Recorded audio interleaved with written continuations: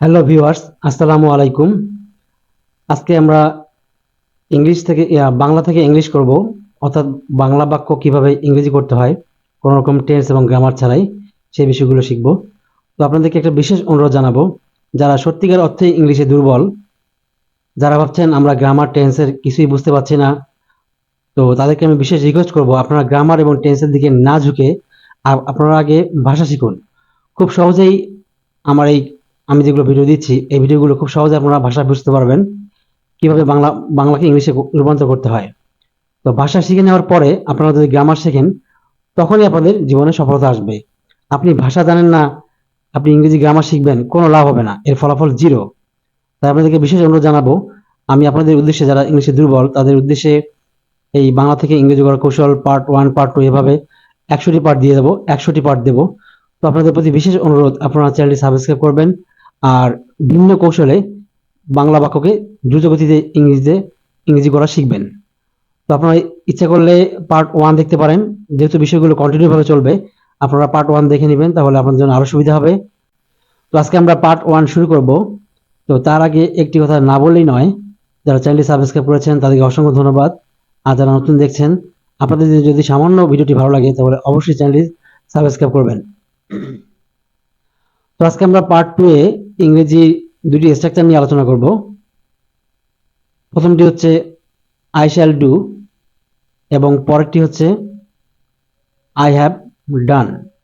তো এটি শুরু করার আগে আপনাদেরকে আরেকটি কথা বলি, আমরা জানি verb one do, verb two did এবং ভার্ব থ্রি কি ডান। একইভাবে আমরা জানি গো মানে যাওয়া, went verb two, gone verb three, learn মানে শেখা, লার্নড লার্নড, ওয়ান্ট মানে চাওয়া, ওয়ান্ট ওয়ান্টেড ওয়ান্টেড। তো এখানে একটা বিষয় খেয়াল করুন, আমি এখানে নীল রঙের এই দুটার রং দিয়েছি নীল। একইভাবে ডু এর ঘরে যে ভার্বগুলি দেওয়া আছে ডু, গো, লার্ন, ওয়ান্ট, এখানেও নীল চিহ্ন দেওয়া আছে, অর্থাৎ এই ডু এর মাঝখানে আমরা এই ভার্ব ওয়ানগুলিকে ব্যবহার করব। তাহলে দেখুন আই শ্যাল ডু মানে কি, আমি করব। তাহলে আই শ্যাল গো মানে কি হবে, অবশ্যই আমি যাব। আই শ্যাল লার্ন মানে কি হবে, আমি শিখব। আই শ্যাল ওয়ান্ট মানে কি হবে, আমি চাইব। তো একটু বড় বাক্য আমরা দেখে নেই। তার আগে একটু বিষয় দেখুন, আমরা জানি ডু মানে কি, ডু মানে করা। যখন আমি ডু এর সামনে টুকে বসাবো, টু ডু বলবো, তখন অর্থ হবে কি, করতে। অর্থাৎ যখন ইংরেজি ভার্বের সঙ্গে টু সামনে টু থাকবে, তখন আমরা বাংলা ক্রিয়া শেষে তে যুক্ত করব। তাহলে টু রিড মানে কি হবে, পড়তে। টু লার্ন মানে কি হবে, শিখতে। টু গো মানে কি হবে, যেতে। একইভাবে টু প্লে মানে ঘুমাতে। টু স্লিপ মানে টু প্লে মানে খেলতে। টু স্লিপ মানে ঘুমাতে। তো এবার বড় বাক্য খেয়াল করুন, আমি ইংরেজি শিখতে যাব। তাহলে এই বাক্যের শেষ শব্দটি কি, যাব। আমি একটা কৌশল এখানে দিয়ে রেখেছি, যে সকল বাংলা বাক্যের শেষে ভবিষ্যৎ ক্রিয়া অর্থাৎ করব করবে, যাব যাবে, খাবো খাবে এরকম ক্রিয়া থাকবে, সেই বাক্যগুলো আমরা আই শ্যাল ডু দিয়ে তৈরি করব। অর্থাৎ এটা আমাদের অঙ্কের সূত্রের মতোই একটা সূত্র। তাহলে দেখুন বাক্যটি আমরা তৈরি করব আই শ্যাল ডু দিয়ে, কারণ যেহেতু বাক্যের শেষে রয়েছে যাব। তাহলে প্রথমে আমরা কি বলবো, আমি যাব, এই ইংরেজিতে আগে তৈরি করব আমরা। আই শ্যাল গো মানে আমি যাব। তারপর রয়েছে শিখতে, এই যে রয়েছে এখানে টু লার্ন, শিখতে। যেহেতু ভার্বের সঙ্গে এখানে তে রয়েছে, তাই আমরা এখানে টু লার্ন বলবো। তারপর হচ্ছে ইংরেজি, ইংলিশ। তাহলে I shall go to learn English. এবার পরবর্তী বাক্যটি দেখুন, আমি ইংরেজি শিখতে যেতে চাইবো। শেষে রয়েছে চাইবো, অর্থাৎ করব করবে এরকম অর্থ প্রকাশ করতেছে। তাই কি হবে এখানে, আই শ্যাল ডু এর জায়গায় আমরা ডু এর জায়গায় বসাবো, ওয়ান্ট কে বসাবো। আই শ্যাল ওয়ান্ট, তারপর রয়েছে যেতে, টু গো, তারপর রয়েছে শিখতে, টু লার্ন, তারপর রয়েছে ইংরেজি অর্থাৎ ইংলিশ। বাংলা বাক্যে ইংরেজি করার সময় সবসময় আমরা পিছন থেকে আসবো। প্রথমে আমি, তারপরে চাইবো, তারপর যেতে, তারপর শিখতে, তারপর ইংলিশ। এরকম প্রায় 99% বাক্যই আমরা এভাবে পিছন থেকে তৈরি করা শিখবো। কিছু বাক্য ব্যতিক্রম রয়েছে। এবার আমরা 3 নম্বর বাক্যটি দেখব, আমি বিকালে ফুটবল খেলতে যাব।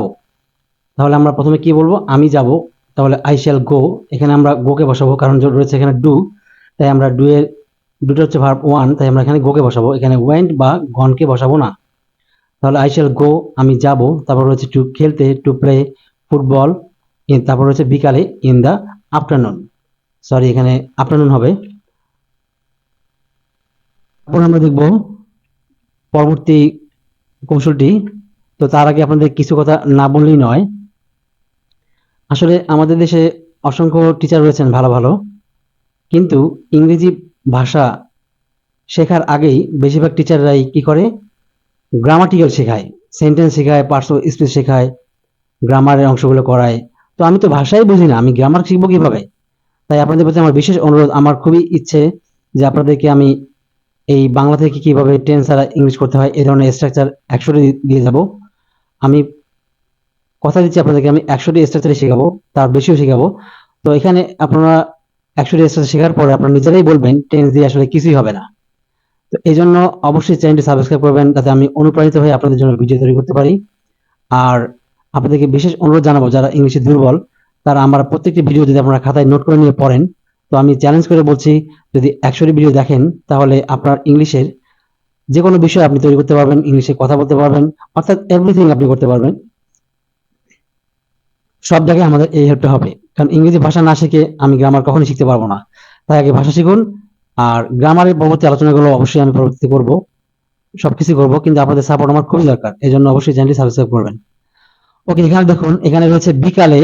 বিকালে ইংরেজি আমরা লিখেছি এখানে ইন দ্য আফটারনুন। এখানে ইন কেন হলো, আপনাদের একটা মজার কৌশল শিখাই। আপনারা জানেন যে ইন মানে কি, মধ্যে, শিখেছেন ইন মানে মধ্যে। কিন্তু বাংলাদেশে এখানে খেয়াল করুন, এই বাংলাদেশে ইংরেজি কি বাংলাদেশ, কিন্তু এই ওয়ার্ডের শেষে রয়েছে একটা একার, অর্থাৎ এ। যে সকল ওয়ার্ডের শেষে একার যুক্ত থাকবে সেখানে আমরা ইন এর মাধ্যমে ইন সামনে বসিয়ে বাক্যটি তৈরি করতে পারবো, মানে বাক্যের অংশটি তৈরি করতে পারবো। তারপর হচ্ছে আমাদের বিদ্যালয়ে, এখানে রয়েছে একার, তাহলে ইন আওয়ার স্কুল।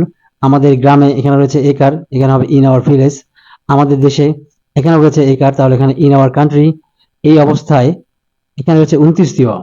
আমি দেখেন, আমি এখানে লিখে রেখেছি ইন ড্যাশ, মানে কি লিখে রেখেছি, ইন এর অর্থ লিখেছি এ, অর্থাৎ একার, তারপর রয়েছে তে, তারপর রয়েছে 29য়। এই তিনটি অক্ষরই ব্যবহৃত পারে। তাহলে ইন দিস সিচুয়েশন, এই অবস্থায়, অর্থাৎ শেষে রয়েছে 29য়, তাই আমি এখানে ইনকে ব্যবহার করেছি। তারপর রয়েছে এই বাড়িতে, দেখুন শেষে রয়েছে বাড়িতে, তে অর্থাৎ এখানে তে রয়েছে, এখানে আমি ইনকে বসালাম। একটু আগে আমি দেখেন এখানে কি বলেছিলাম, টু ডু মানে করতে, টু রিড মানে পড়তে, টু লার্ন মানে শিখতে, আর টু গো মানে যেতে। ভার্বের সামনে অর্থাৎ বাংলা ক্রিয়ার সাথে যখন তে যুক্ত থাকবে তখন আমরা ব্যবহার করবো টু।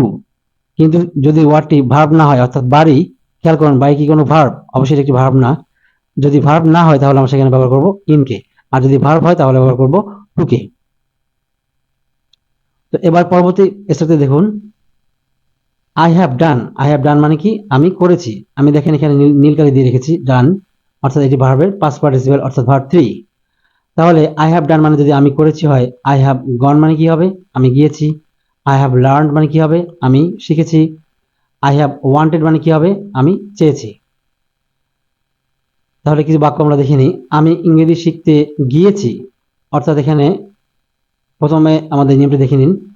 যে সকল বাংলা বাক্যের শেষে করেছি, করেছো, করেছে, গিয়েছি, গিয়েছো, গিয়েছে, খেয়েছি, খেয়েছো, খেয়েছে, এরকম ভার্ব থাকবে, সেই বাক্যগুলো আমরা আই হ্যাভ ডান দিয়ে তৈরি করব।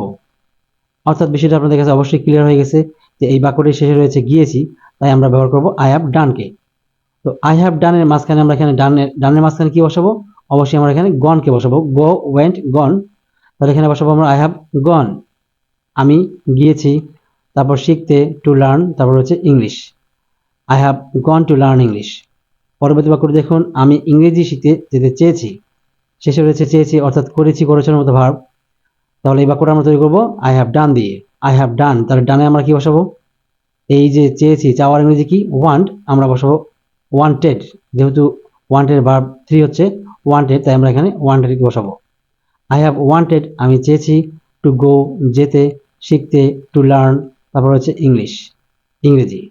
আমি আবারও বলছি, সবসময় আপনারা পিছন থেকে আসবেন, পিছন থেকে প্রতিটা ওয়ার্ড ধরে ধরে তৈরি করবেন। এবার বাক্যটি দেখুন, পরবর্তী বাক্যটি রয়েছে আমি বিকালে ফুটবল খেলতে যাচ্ছি, যেতে চেয়েছি। তাহলে শেষ ওয়ার্ডে কি রয়েছে, চেয়েছি। চেয়েছি কার সাথে মিলে যাচ্ছে, আমাদের এখানে লেখা রয়েছে করেছি, করেছো, করেছে, গিয়েছি, গিয়েছো, গিয়েছে, তাহলে অবশ্যই চেয়েছি, চেয়েছো, চেয়েছে, এটা মিলে গেল আই হ্যাভ ডানের সঙ্গে। তাহলে আই হ্যাভ ডান, আমি করেছি। আই হ্যাভ ওয়ান্টেড, আমরা পেয়ে গেলাম, আমি চেয়েছি। তারপর হচ্ছে যেতে, to go, to learn, to go, তারপর টু প্লে মানে খেলতে, ফুটবল মানে ফুটবলই, বিকালে, ইন দ্য আফটারনুন, কারণ এখানে রয়েছে একার। যে সকল ওয়ার্ডের শেষে একার থাকবে সেখানে আমরা ইনকে ব্যবহার করব, ইন প্রিপোজিশনকে ব্যবহার করব। তো এরকম এই প্রিপোজিশন রয়েছে 147টারও বেশি। তো আপনাদেরকে আমি 147টা প্রিপোজিশন শেখাবো, 2-1 দিনের মধ্যে আমি ভিডিও দিয়ে দেবো। তো আপনাদের প্রতি আমার আবারও বিশেষ অনুরোধ থাকলো, আপনারা অবশ্যই খাতার মধ্যে পার্ট 1, পার্ট 2 আমি এই প্রতিটি ভিডিও এগুলো যদি আপনারা খাতায় লিখে নিয়ে প্র্যাকটিস করেন, আমি চ্যালেঞ্জ করে বলছি আপনারা কয়েকদিনের মধ্যেই ইংলিশে ভাষাগত জ্ঞান আপনাদের অনেক উন্নত হবে। আর তারপরে আপনারা মন খুলে গ্রামার শিখুন, কোনো সমস্যা নেই। কিন্তু ভাষা না শিখে আপনি ইংরেজি গ্রামার শিখবেন, এতে ফলাফল 0 আসবে। তো thanks for watching this video. আপনারা ভালো থাকবেন।